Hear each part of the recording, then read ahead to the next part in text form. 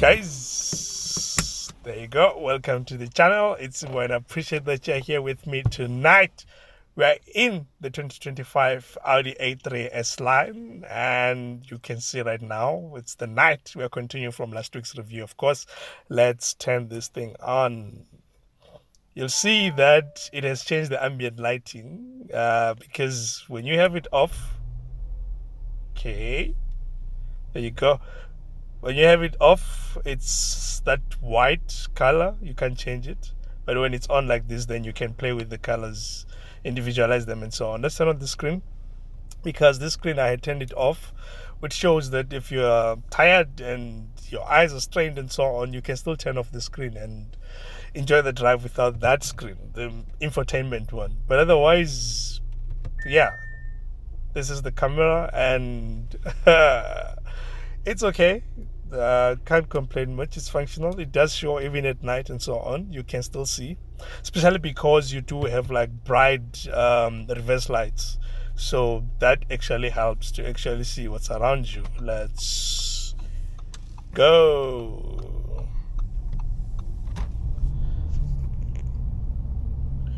Yep, and that's the sound of the 1.4 liter 4-cylinder turbocharged petrol engine that is very famous in the Volkswagen group, because I think it's been around for like more than 10 years now. They've been using it in these cars, like your A3s, I mean your Golfs, and yeah, there's plenty of cars that they've been using this engine.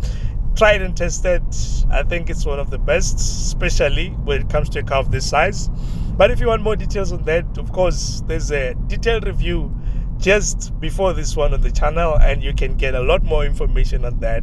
This is about the night stuff, and I think this is one area where this car shines as well, because at night there's a lot that it does right, especially when you're driving in the dark and so on. Otherwise, I'm in the Silver Lakes area, and yeah, we're gonna drive around Pretoria, of course, and I think we'll take the N4 up towards Main Lane, join the N1, Erasmus Kloof, get back via Solomon Matlangu. I think we'll try and see how we do that. Yeah, otherwise, at night like this, you know, I said it shines. And this pattern that you're seeing of ambient lighting is the one that I chose. I individualized it, where you'll see in the doors is a little bit purple, and then on the strips here on the dash, and also on the door panels as well, it's like bluish and so on. So you can play with these colors. There's a number of colors. I don't remember how many.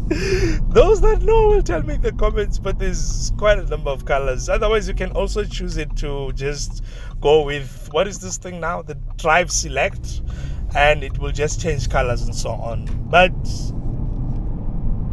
yeah,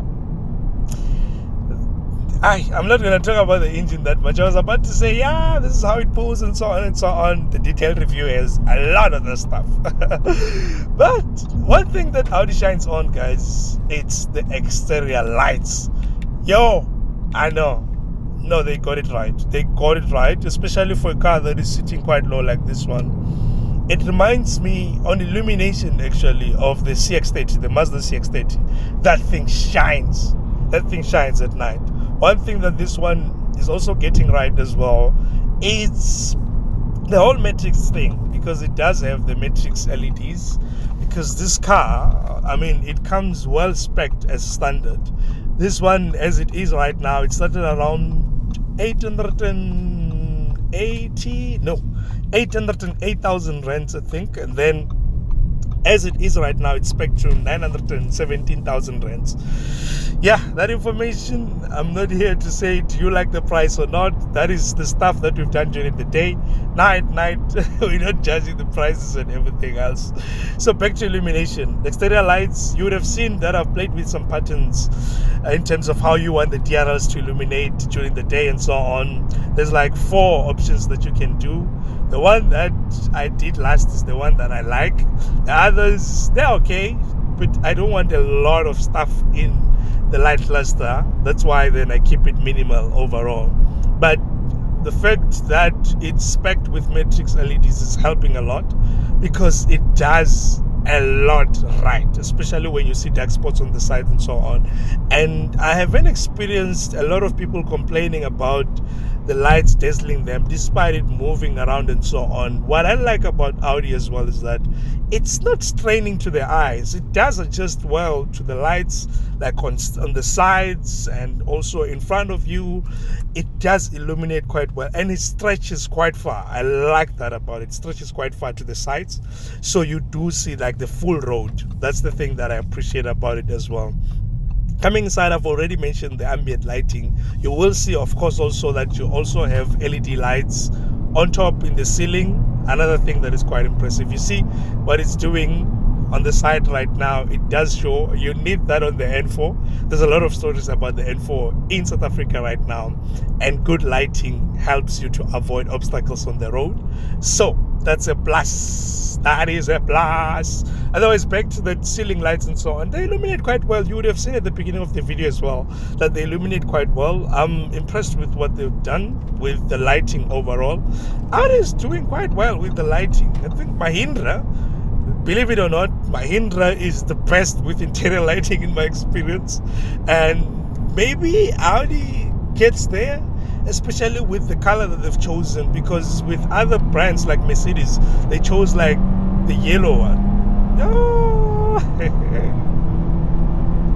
Okay, this 1.4 is not lazy, especially in the A3. I like it in the A3, but the more you put heavy stuff and so on, that's where you start seeing like some shortcomings here and there. But overall, when you're alone, or maybe with like 2 more people, the weight is still pretty much okay for it. So I like that about it.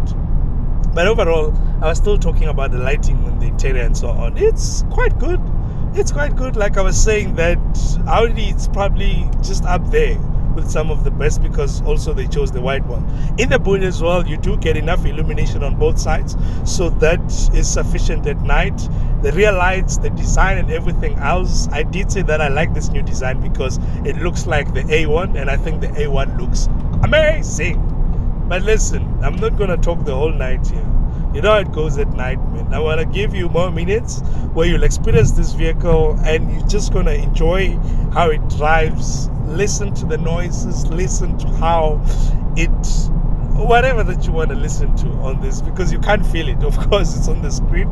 It depends on the kind of screen that you're watching on. But listen, I don't want to take too much time talking. Everything else that you want to see or hear, it's in the main review, or we can talk about it in the comments. I'm not gonna continue talking. Oh yeah, it has like what is this? I'm changing the lights here and I'm being distracted because I just want to show you how they appear and so on. The interior lights. This red. Yeah. I don't know. There are people that love it though, but yeah, for me, I don't think it's the best color for this. Anyway, I prefer this purplish stuff and so on. So yeah, listen.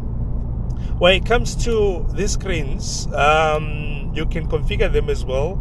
The best way that you want them. This one that I'm showing right now, where the map is appearing on the driver's instrument cluster, you can also just get rid of it if you don't want it. So from that perspective, don't be too worried about that stuff and so on. So when you want to change it, you can change it. Otherwise, one last thing probably that we have to talk about is the fact that it comes standard with the Sonos 15 speaker sound system, which initially I was like, it's just all right.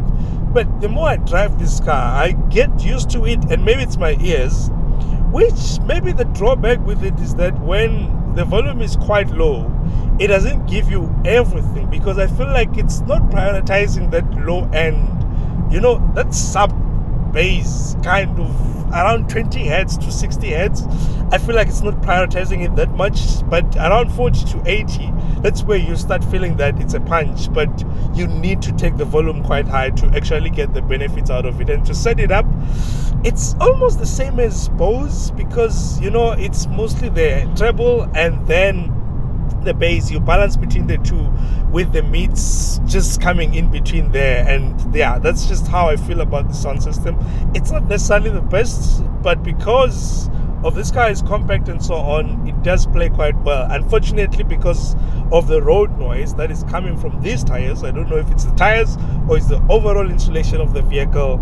I find that sometimes the road noise is eating up that sound and you're forced then to take the volume quite high. But hey, I'm going to play it for you. And then after the sound system, I am going to be quiet. I'm going to switch to Android Auto because, yeah, it has wireless Android Auto. I didn't check the CarPlay.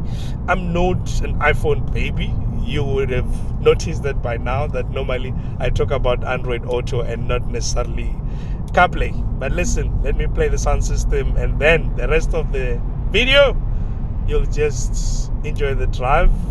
I hope you do so. I am out.